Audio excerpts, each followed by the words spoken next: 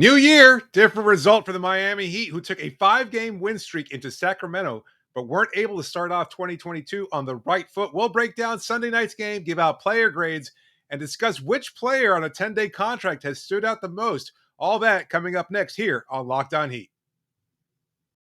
You are Locked On Heat, your daily Miami Heat podcast. Part of the Locked On Podcast Network, your team every day.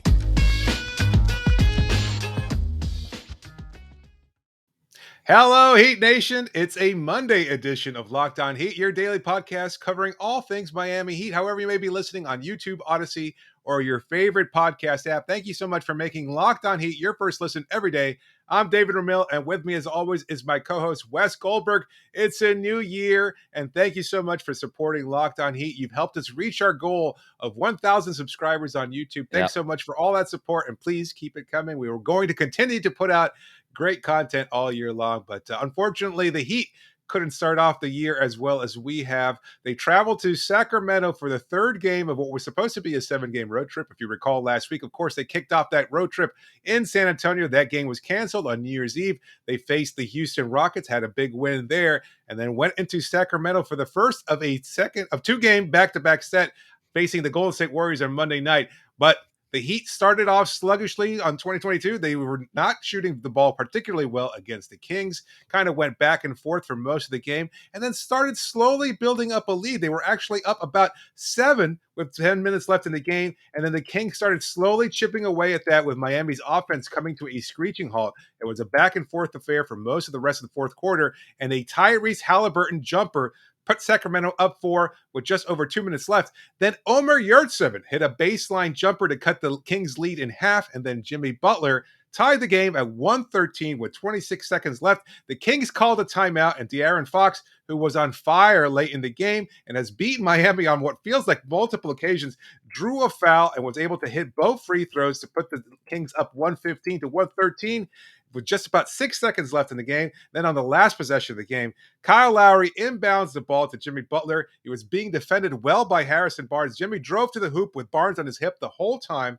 And as he gets to the rim, he fakes Barnes up in the air. It looks like he got the exact shot that he wanted. He spins left into the hoop, puts up a shot, and then it just sadly rolls off the back of the rim. And unfortunately, Miami dropped the game again, 115 to 113, ending their 5-game win streak. Again, we'll be talking about some of the players that stood out in tonight's game. But Wes, what were your thoughts on the unfortunate loss for Miami? Well, like you said, it was a good look for Jimmy Butler there at the end, and it could have easily been a tie game that goes into overtime, and maybe Miami wins it in overtime, but they lost, right? And This was, I thought, had all the makings to be a very frustrating game for the Heat, and it was one of my Nostradamus predictions last week that this would just be a frustrating game, and it certainly was. But to me, the big story here was just all that stuff with the 10-day contract guys and all the developmental guys and all this stuff that the Heat are somehow just finding ways to win during this win streak. And it just felt like everybody, all these other guys just sort of turned into a pumpkin today. And it was more than ever recently, the Heat relying on those starters, the core players, right? I mean, you look at that starting lineup of Lowry, Herro, Caleb Martin, Jimmy Butler, Omer Yurtseven. I mean, the very least of, you have Butler and Lowry, who are normal starters, Herro, who's a normal rotation, regular as a sixth man, and Martin and Yurtseven are at least, on the real roster, unlike these other guys. But, we have the big Kyle guy night in Houston and all this stuff, and everybody's sort of living in this bliss. How do the Heat keep doing this? Well, they didn't do it tonight, and they relied so much on those core players on tonight. They were their starting lineup, and over the final 7 minutes, Spoelstra just played those 5 guys. Like, he got everybody back in at the 7-minute mark, and those were the guys that were playing all the way until the end and would have been in there for all of overtime probably. Kyle Guy was in there for the last possession, but that was more of for the offensive possession that they had. But it just felt like all this good stuff that we were talking about just wasn't there tonight for Miami. Yeah, look, it's unfortunate. I mean, it just shows how depleted this roster is that you're Yeah. going to these. I mean, you look at the available players for tonight's game. There were 11 players in theory, six bench players, all of whom were signed on 10-day contracts. And again, we'll talk about them later on in the show. Two of those didn't even play. So you went, 9 deep there as far as the guys in the rotation tonight. And of the five guys that started, Yurtseven is your third string center. He was barely getting minutes 2 weeks ago, and we were all kind of talking about whether or not he had the potential to become a solid player. Now he's being asked to take on much bigger responsibility. He had a solid game overall. Again, we'll talk about that throughout the show. But Tyler Herro coming off the bench, he struggled noticeably in the first half, didn't really have his offense going until the second half. I don't know exactly what it was. It seemed like everybody started off, at least on the Miami Heat side of things, they started off really, really sluggishly. I Yeah. can't recall the exact offensive numbers for the first half, but their No, it's shooting was Tyler. abysmal. They missed 8 of their first 9 threes in that first Ooh, quarter. yeah, Tyler that was went 0 for 6 in that first quarter. not good. The Heat were just not shooting well at all. And you're right, like they were relying on guys like Yurtseven, who wasn't even in the road. It was not. He was the developmental player going Right. into the season. All of a sudden, now he's starting. And I tweeted in the middle of the fourth quarter, not even jokingly, just like I suppose this would be considered ironically, can the Sure. Heat survive until Yurtseven checks back in? Because that's Yeah. sort of what the game was. Yep. It really this to me kind of showed, right? Like you could call Yurtseven a developmental guy or whatever, but at least he's like a legit NBA guy, and Caleb Martin and all these legit NBA players. And I'm not saying this to dismiss anybody else on Miami's roster, any of the guys that they brought in on these 10 days, but just the difference between just even your 13th, 14th, 15th guy and some guys who are just out of the league. Yeah. There's a lot of reasons for that. They're out of the league, so they don't know the team, and they're maybe not in the same exact conditioning. But whatever it is, like there is a huge drop off between the guys who are really on the team, and then the guys on these 10-day contracts too. And like I said, like tonight, I thought that the Miami was missing their normal starters more than ever. Right? Like to me, I thought they really missed Bam Adebayo, despite Omer Yurtseven, putting up another double double. Like I thought this team really missed Bam Adebayo, maybe really for the first time in a real meaningful way. Not since he's been out, but for probably a couple of weeks here. I just thought that everything that Sacramento was doing, as far as getting into that mid range, forcing Yurtseven and Silva out to step up on these blitzes and on these screen and rolls. Later on, they sort of adjusted and they started dropping a little bit more. But you don't Yeah. have to make that adjust. And then when they dropped, Sacramento was getting to that mid range game, and you look at what the Kings shot, 51% tonight, 51.3% tonight. And a lot of that was because they were just kind of navigating their way on the court and just getting into these open pockets of the court that the Miami Heat centers couldn't defend. Well, if you have Bam's defending all of that space. That is the value of Bam. He's able to contest everything from everywhere, from every spot on the court. And they just obviously didn't have that kind of presence tonight because you could argue maybe Bam Adebayo is the only center who could do that right at that level. Yeah. And so, yeah, I just thought they really, really missed Bam, despite again Yurtseven having such a great night for them. No, it's a great point. I think he changes so much of what Miami does defensively. He would be able to handle those multiple guards that were attacking the basket or the mid range, as you said. De'Aaron Yeah, Fox. De'Aaron Fox isn't hitting those mid-range shots in the final 3 minutes if Bam's out there. He's just not doing Yeah, it.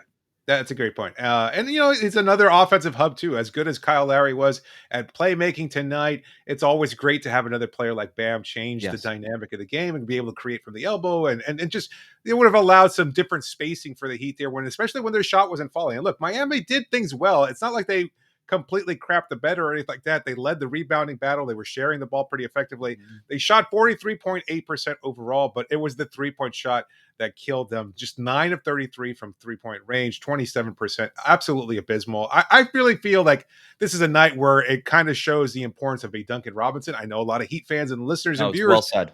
Good point. might disagree here because just if he hits a couple other 3-pointers in the first half, and we know how often Miami runs their offense for Duncan in the first quarter, it probably would have done things completely. It would have changed the dynamic of the game. They wouldn't have had to claw their way back the way they did. And who knows, maybe they would have been able to hold on the lead there at the end, especially if Bam is out there playing defense. Well, don't they run a play for Duncan Robinson at the end there? I mean, Spoelstra has always run late game plays for Duncan Robinson, and maybe instead of going for the tie on a layup on the road, on the first night of a back-to-back set. Maybe you run a play for Duncan Robinson coming off of a screen, and then he just goes for the win on the road in Sacramento. I mean, it's very likely, and I'm with you.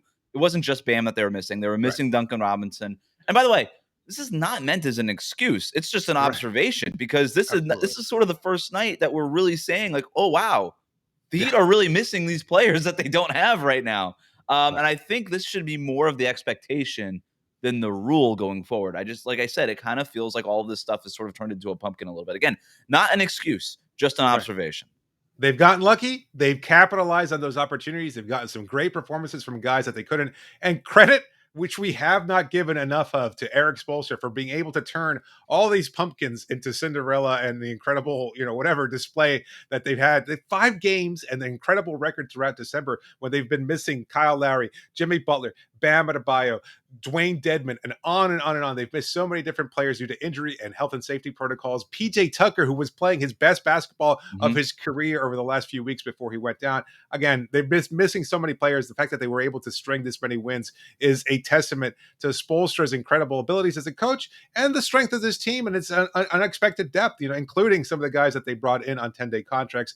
But you know what? We'll take a break here, and then we'll talk about some of the players that stood out from tonight's game before getting into some of those players that have been awarded 10-day contracts. But first, a reminder that Built Bar is the best tasting protein bar you've ever had. Look, it's the new year, so that means New Year's resolutions. If yours is about getting fit or eating healthier, make sure you include Built Bar in your plan. Built Bar is the protein bar that tastes like a candy bar, maybe even better than a candy bar. Built Bar makes it easier to stick to your resolution because it tastes so good. You'll want to eat it, unlike other protein bars, which can be chalky or waxy or just, they don't taste right. But, you don't have to worry about that with Built Bar because they're 100% covered in chocolate. They're soft and easy to chew. And most of all, they're just plain delicious. They're so good, you won't even feel like you're not eating a candy bar. It's that great. Here's an idea for the new year. Go to all your secret treat stashes at home, in the pantry, at the office, in the car, wherever. Throw out all that sugary or calorie-filled treats and replace them with Built Bars. So when you're craving a snack or treat, you can reach for something that's healthy and tastes incredible. Even if you're not a huge fan of working out, you can at least eat something that tastes good and is good for you too. Go to Built.com. Use the promo code LOCK15 and get 15% off your order. Again, use the promo code LOCK15 for 15% off at Built.com.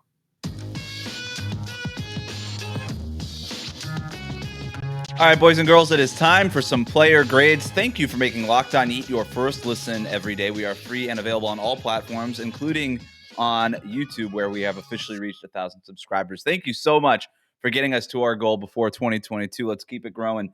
We're going to start our player grades, David, with Omer Yurtseven, who, I mean, we have to talk about this. 22 points on 11 for 18, shooting 16 rebounds, 6 of which, by the way, were offensive rebounds. He had a steal. He did pick up 2 fouls in his first 5 minutes, and it looked like, oh, man, this is going to be kind of one of these sort of young nights for Yurtseven where he just looks really young. But he came back, had just 1 foul for the rest of the game, the rest of his 35 minutes for the night, and really was sort of the guy that the Heat needed down the stretch like we talked about. He's going to get a B+ for tonight. Like I said, just a rule here, nobody gets an A if it's a loss. So he's going to get a B+ here. But the thing about Omer Yurtseven now, this has been a string of games, right? 4 straight double-doubles now as a starter. What do you make now of Omer Yurtseven? Because like you said at the top of the show, this was Miami's 3rd center going into the season. You could make an argument now that he's outplayed Dwayne Dedmon, as solid as Dwayne Dedmon won. He wasn't putting up 20 points. You know what I mean? Like there is an argument to be made that, hey, is Omer Yurtseven Miami's 2nd best center behind Bam? He seems a little more polished, certainly around the hoop, than Dwayne does. Like you love Dwayne's explosiveness, maybe. I don't know if that's the right word, but he seems like he attacks the basket with a little bit more ferocity than Yurtseven does. He plays with a lot more. He's got old man strength. He's also bigger than Yurtseven. I don't think people really understand that. Dedmon's like 7'1". Like that dude's huge. Well, I don't know. I don't know how much bigger he is than Yurtseven. I mean, Yurtseven's a legit 7-footer, right? But at the same time, he's just the way he plays around the basket. He's got that soft, deft touch. Like he shot that jumper from the baseline with a minute left to help cut the lead down to 2. He's just got these soft hook shots. He showed some incredibly nice footwork too. He's got that hook shot dialed up. It's probably as good as Robin Lopez is. Maybe I don't know. It's like I wouldn't go that far. I mean, now you're talking about hallowed ground. Yeah, but he's pulling down rebounds. Like he has a clear height advantage over so much. I mean, Yeah. there's so much of the NBA that goes small ball now. There really aren't that many legitimate centers out there, and he was able to dominate matchups against Bagley and Damian Jones, whoever was starting at center for the Kings. So that was good to see. There's real progress there. Still some moments there where he gets a little lost. I like the fact, however, you mentioned the 2 fouls that he picked up early on, kind of recognized that, and then went to his drop a little bit quicker in defensive schemes. So he Mhm. recognized that pick and roll a little bit more effectively, was able to drop more effectively to cover the big and block the basket, able to recover in time to let the guy who was guarding the ball handler recover and be able to pick up the ball handle a little bit, maybe force a turnover or maybe at least contest the shot a little bit more effectively. So that was great recognition from him. And then conversely, he did the same thing on offense. He started working it a little bit better with Kyle, with Jimmy. They were able to feed him some hoops, some passes right around the basket. I think he was able to capitalize on most of those. So showing some growth. To your question, I don't know. He's more talented and he's younger, Mhm. but he's still a development guy. I think for this team, I think Dedmon puts you in a better position to win, if that makes any sense. Yeah. No, I was trying to have I was trying to think about this during the game. It's okay, Yurtseven is impressive. Is he a guy that you play in the postseason over a guy like Dedmon? And I don't think you would. I think you just there's a level of trust you have with a guy, and maybe it's just age. Maybe it's just the fact that Dwayne Dedmon's played in the NBA as long as he has, and Yeah, Yurtseven's a rookie. And if that's the reason, that's a very very good reason. That's that's it. to play Dedmon. Yeah. I do ultimately think that yeah, Dedmon's probably still the second best center on the team, but just the fact that Yurtseven Well, has made that a conversation speaks a lot. I mean, look, we were talking about things with Yurtseven as far as his development 2 weeks ago about this guy he needs to finish with more force. He's a little yeah. bit too finesse. You're Mickey Mouse seeing hand. some of that more now, right? Like already. Jimmy Butler found Yurtseven for this key 15-footer on the baseline at the end of the Yeah. second to last shot of the Heat had in the game. Yep. They needed Yurtseven to hit that shot, and he did. He delivered. I mean, he's got He great took it. touch, no Yep. question about it. There's a lot of talent there. Absolutely. All right. All right, our Let's next move one on. is going to be Tyler Herro. Uh, Was Miami's tied with Yurtseven for Miami's leading scorer, 22 points. It wasn't a very efficient night for him though. 8 for 23 overall, 4 for 11 from 3-point range. If you consider the fact that he missed his first 6 shots, then that percentage isn't as bad. I thought the shots were good, clean looks in that first quarter, but for whatever reason, they just weren't going in. yep. But you take 23 minus 6 is like 17 or something like that. 17. Uh, Yeah. 8 of 17. So right above 50%. Not bad. that's pretty good for the rest of the game, but it just doesn't really work that way exactly in player No. grades. You still the first quarter still happens, still counts. I'm giving Yeah. Tyler Hero a B minus for the night. I just thought that look, I liked all the looks that he was getting. It just didn't seem and this is not a stat thing, this isn't a metrics thing. Sometimes you just gotta watch the games, David, and it's just he wasn't playing with as much gusto or force or demanding the ball as much as sometimes we're used to seeing Tyler Hero do. Yeah. And maybe some of that was him trying to defer to teammates. Maybe some of that was recognizing, hey, I'm 0 for 6. Maybe I shouldn't be 0 for 10 or whatever it was. But I would have liked to just see Tyler Hero play with a little bit more force or whatever kind of spoism you want to use in this instance. Yeah. I Intense. really wasn't seeing it there. It wasn't like that wasn't like Tyler Hero forcing his way into that top end conversation type of night Yeah. that we're used to seeing. Yeah, he put up the numbers, somewhat empty in a loss. I think the word you're looking for, and Spo is fond of saying, is intent. He did not have it out there. He didn't look like he was driving with purpose. He looked kind of aimless with the ball on a couple occasions, a little passive on time. There was this sequence that you and I talked about before starting to record, where he kept passing to Jimmy. Jimmy passed it to him, and then wound up taking this really tightly contested shot as the shot clock was expiring. Not a great look overall. Like there were moments there from Tyler because he's still Tyler. Like he had a shot as Miami was building up their 8-point lead late in the game where he hit a layup. Like it was like, I don't even know how high off the glass it was. And somehow he got it to drop. That's Mhm. just perfectly cocky Tyler Hero. But those moments were too few and far between. And a night when they really need it. Again, this team is spread too thin and they need all their guys, their core players at this point. They need to step up. I can't believe, like, even in the pregame presser before the Houston game on Friday, Spolstra referred to Caleb Martin as a core player. And that's just the state of Miami right now. Not a great place to be. But let's move on to our last player grade. Yeah. Who is that? It's gonna be Chris Silva, and Ooh, he's got a cringe emoji. This is that cringe face emoji here. wow. It was just a cringy game for me. Look, Silva's a good story. He's a nice guy. You wrote an excellent feature about him. I think Thank that you. was last year. They What? all blend in now. I don't remember. Yeah. It seems like 6 years ago. It also felt like Silva hasn't played an NBA game in 6 years. He was just very rusty, would be Yeah. putting it lightly. Like, he just didn't look like he was in NBA shape. He wasn't moving as well as some of the other guys on the floor. And maybe that's part of it. And maybe that's an understandable part of it. Like, this is not a guy who's played since this weekend in a very long time. 7 points on 2 for 4 shooting, 5 rebounds. He had an assist, whatever. I don't really care about any of that stuff.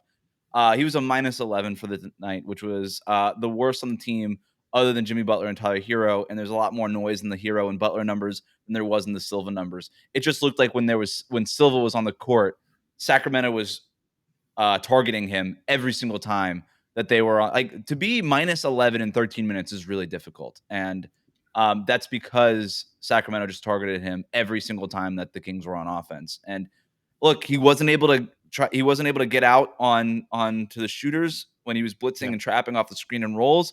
When he was dropping, the timing was way off, and he was just picking up fouls, and he was just giving up open lanes to the basket. It was just, like I said, it was a cringe emoji night from Silva. Nice to see him back on the roster again. Great story, good guy, nice guy. But just the fact that he hasn't played in the NBA in a very long time is very noticeable to me. It shows the disparity between what a developmental player is. A guy like Yurtseven has at least a skill. He has that deft touch. He has a repertoire offensively that Chris Silva could only dream of at this point. This is after his third season, kind of in and out of the NBA. And it's tough to watch because the effort is always there, right? Nobody plays with as much effort and intensity as Chris Silva does, but it just leads to, unfortunately, nowhere quickly because he just winds up getting into foul trouble. He moves clunky. He looks like a player who's only played basketball for the past 8 to 9 years of his life. And right. I think that's the unfortunate part of it, is that he's just not NBA ready. And I don't know whether he will be, because he doesn't have that elite skill. He doesn't have that kind of quick, fleet footwork to be able to at least contend with other bigs out there. He's going to get into foul trouble. He certainly can't guard ball handlers or wings, so that's a problem for him.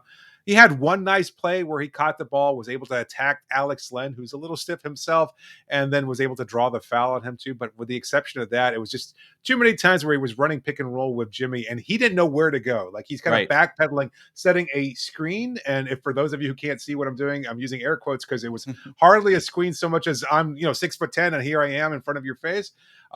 It wasn't really an effect. It was worse than called for an illegal screen late, and you saw Bam during a break kind of be like, dude, just like, you're not supposed to move your feet during the screen. And I think stand there. Yeah, stand there. You can't be moving. Yeah, it was a tough night, I thought, overall for him. Hopefully he can turn it around, because again, I mean, he's not going to turn it around here.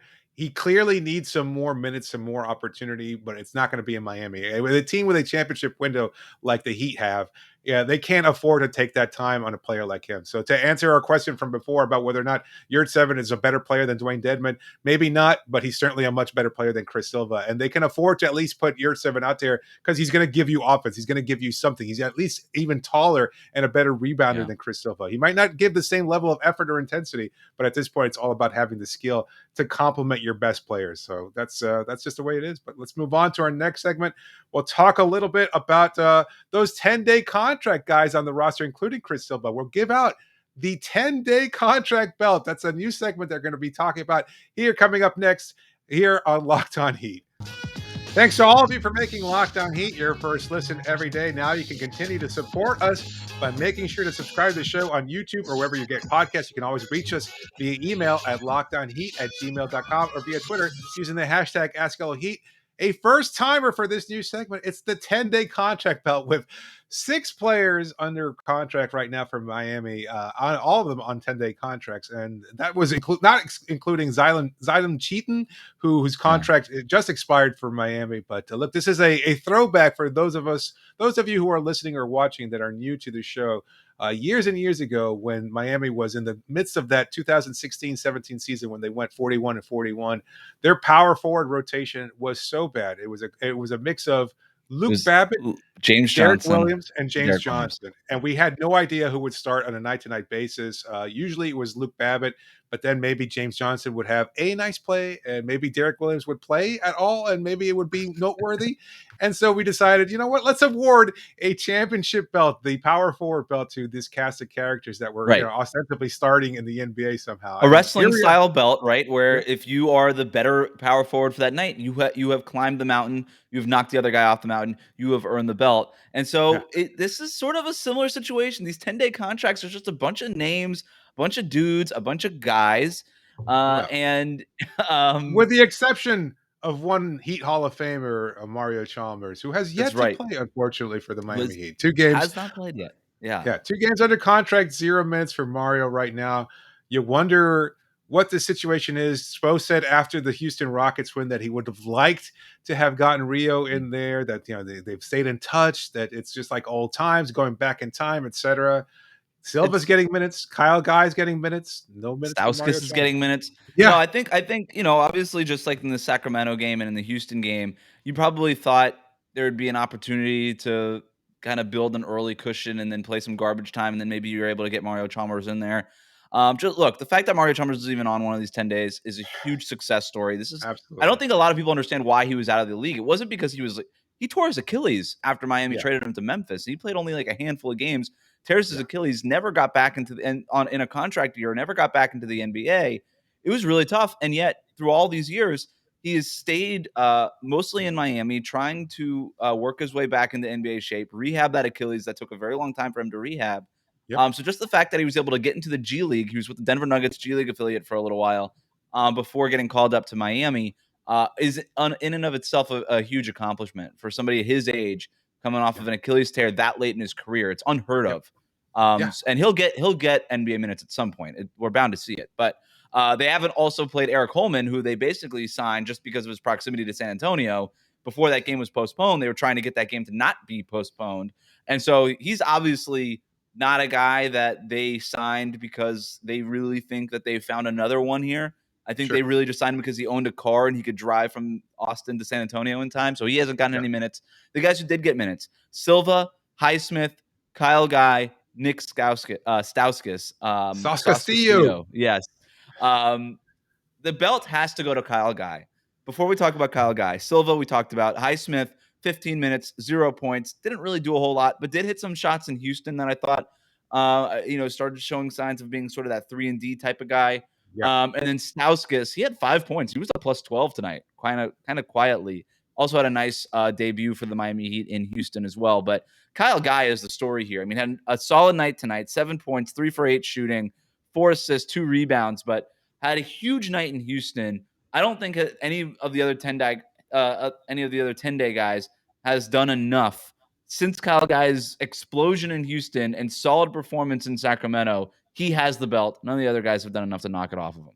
yeah, 17 points for Guy against the Rockets, and clearly effective, even out on the floor during that last possession. Probably as a decoy, but Mhm. a guy that in case the play breaks down and you can't inbound the ball to Jimmy, you have an outlet from 3-point range. Somebody who can put the ball down and at least create a shot off the dribble, either maybe incorporate a floater or something like that. So yeah, I think Guy is pretty clearly the choice there. It's really between him and Silva, which again kind of speaks volumes to the level of the discourse here around the Heat and the challenges that they're facing. Right. That a guy that we've spent basically 5 minutes saying, he's not really an NBA player, could be up for this prestigious award. But a Kyle Guy, it also bears mentioning that following his big game against the Houston Rockets, I think a lot of Heat fans, and maybe it was just a large segment of Heat Twitter, was willing to trade half the Heat roster because Kyle Guy was I the joked guy. about. I was like, you could just see it coming. You could just Yeah, see the whole just trade Duncan Robinson. We have Kyle Guy and Max Strus now. This is incredible.